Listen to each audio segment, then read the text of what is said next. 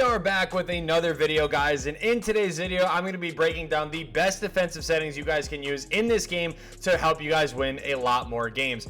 Now overall, my records in different modes really aren't that bad. We have been winning at a pretty good rate. The only losses that I really do have this year so far have come from two things. One, me blowing big leads because I was either not paying attention or I just choked the game away, which is on me obviously, or two, the unbelievable amount of animations in this game that you just can't do anything about. Like, it even happened today where if you get somebody that just throws the ball into the paint, sometimes the game just doesn't let you get the steal. It is what it is. But overall, the settings I've been using really have been working to my advantage, and I'm going to be breaking them down in this video right now. So if you guys enjoyed this video, hit that like button, and if you guys are new, be sure to hit that subscribe button. Would be greatly appreciated. And let's get into the video.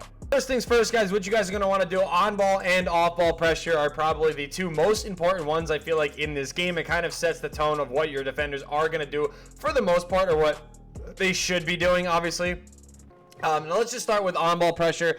This one I do actually alternate, same thing with off-ball pressure, which I'll get to in a minute. But on-ball pressure, the best thing to do, guys, is between tight and smother. Again, you kind of have to see what your opponent is doing. If they are rim running a lot, what you guys want to do is set this on tight.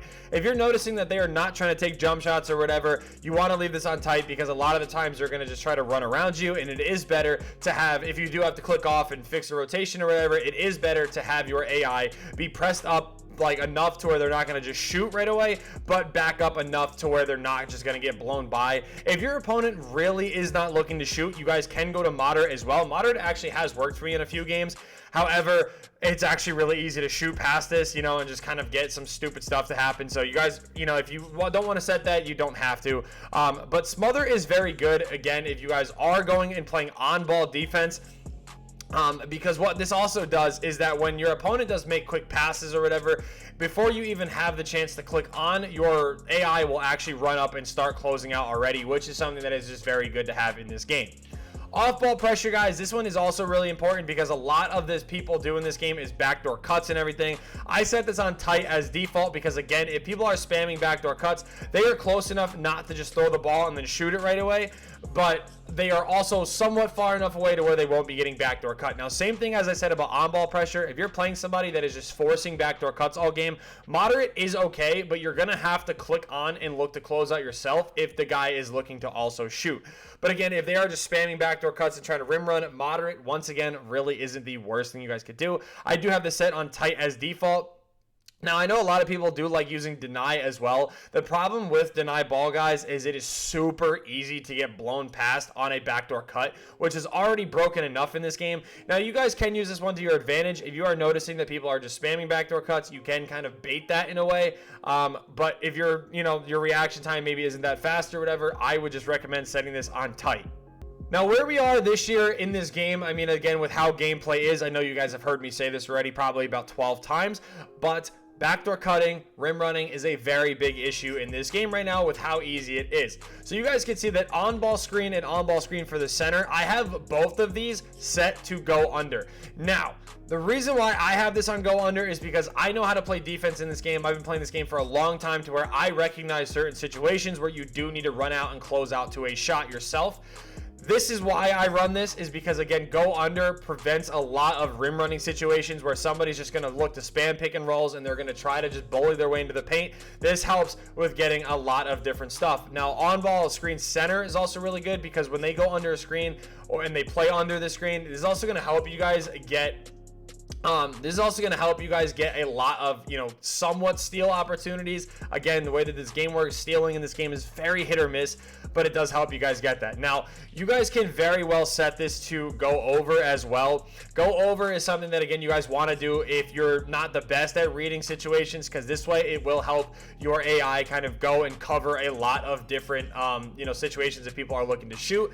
And you guys can also do a combo like this, where you have your guy getting hit by the screen going over and your center playing under the screen. This is also something you guys could do as well. They don't have to be the same thing. It's just, again, I personally prefer to play with both of them on go under. Again, this is only if you guys know how to read and react to a lot of different situations. This year, I have not touched the hedging situations at all because I still haven't found the best. So I think it's better just to kind of leave it on automatic. And, as the year goes on, I'll probably figure it out. Maybe I obviously will drop an updated version of this at some point. But as of right now, Again, these are the settings so far that have worked best for me. Now, I want you guys to understand something too, because normally when I post these videos, people will say, oh, I use these and, you know, I'm just giving up threes and this is happening, this is happening.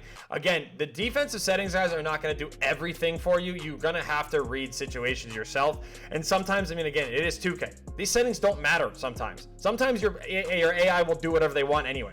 So you kind of have to, again, be able to read and react to those situations. Now, I do have stay attached, guys, on for only on screens. And the reason why I have it set to this is because, again, nothing but pick and rolls that people run in this game. So I want my guys to stay to who they are guarding as much as possible. Again, it is what has been working for me. It's preventing a lot of people from just kind of running around screens, getting open threes, or running around screens and just throwing it into the paint. Again, they're going to do it anyway, but the steal opportunities are there. It's just, you're just not going to get it half the time because just of the way the gameplay is, which again is very unfortunate. The only other things, guys, that I have done that does matter a lot is drive help, screen help, and cutter help. You guys want to make sure that this is turned on to no help as much as you guys can. You want to prevent people from just dropping corners and walking away from players as well. Now, I just got done streaming. We streamed for about 3 hours of getting our unlimited ring, playing some salary cap games and stuff. And, you know, even in some of those games, what would happen is like we would basically be locked up playing perfect defense. And then for some reason, one of my guys would just walk away. Again, it's just how this game is. These settings, though, do help probably like, you know, 80-90% of the time. That 10% is still going to happen. But again, this still does help. Now, again, what can happen in this situation, if you guys do have this all on no help, is that, again, you have no extra help coming. So these pick and rolls and stuff, that player cutting to the rim is gonna have an open or a more open look if you guys have this set to no help. You know, people are not going to be dropping from the corners to try to help, you know, prevent those pick and rolls or whatever. So again, you guys have to be able to read and react and play the defense yourself. Again, it is super important of what you guys want to do. Now, the final one I want to talk about, guys, is this right here. This transition defense. Obviously, you have an option of auto, no threes, and wall up. Now, the reason why I've left this on auto for a long time is because this does vary a lot with the person you guys are playing, and this is a setting that you guys probably want to look to change mid-game. And the reason why is that if you're noticing your opponent, again, cannot shoot the ball, simply just put wall up, make sure that they are defending the paint rather than going and trying to defend the three. Or again, vice versa, you guys can go with no threes and they will look to defend the perimeter a lot more. If I had to give you guys a recommendation of which one to use for this, no threes would probably be my favorite one, because you can kind of read and react and kind of bait people into throwing bad passes in this situation. So it's just an extra tip for this, but I don't think this is technically necessary right now. But I'm actually going to go ahead and leave it on no threes and actually kind of play with that and see if maybe that works a little bit better for me. But these are, again, the best defensive settings that I think you guys should be running here in this game. Full breakdown on all of them again. Now, the only other thing that is super important, guys, that you guys want to remember here is to have your adaptive coaching engine turned off. This is super important, guys. Having this turned off is really important, again, because you guys want to make sure that you are in control of your team. If you leave this on, whether it's defense only, offense only, whatever, or both, the AI is just going to start changing stuff, whatever they want to do. I'm pretty sure it changes matchups. I'm pretty sure it changes like freelances that you're running and everything. And you don't want that to happen, because you could be in a situation where you're like, okay, in your head, you're like, I'm running a 5 out. And then you go to, you know, throw either a pick and roll or pick and fade or whatever. And your team starts running a play out of nowhere. They're going to all collapse and it's just not going to end well. So you want to make sure that this is turned off. But again, guys, I hope this video did help you guys out. I know a lot of you guys have been requesting all-time Dom and a playbook tutorial. Again, playbook tutorials, guys, I'm going to wait probably for a little bit later in the year where you guys are getting a lot more playbooks, because at this stage, you guys might not have the playbooks I have. So, I mean, we're getting a good amount of playbooks, actually, which is good. But still, like, it's just going to be a minute probably till I find something. So, thank you guys for watching. Hope you guys enjoyed. And yeah, peace.